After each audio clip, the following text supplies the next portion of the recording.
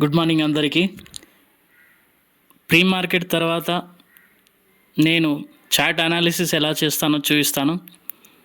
ముందుగా ట్రేడింగ్ వ్యూలోకి వెళ్ళి bank nifty daily time frame చార్ట్ని ఓపెన్ చేస్తా.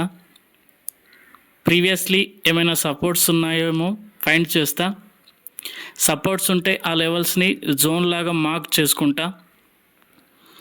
ఇప్పుడు ఫిబ్ లెవెల్స్ ఏమైనా ఉన్నాయో చూస్తా. నెక్స్ట్ 15 మినిట్ టైం ఫ్రేమ్లో షిఫ్ట్ అవుతా. మనకు డైలీ టైం ఫ్రేమ్లో మార్క్ చేసిన లెవెల్స్ మనకు కనిపిస్తాయి. వాటిని బేస్ చేసుకొని నేను ట్రేడ్ని ప్లాన్ చేస్తా.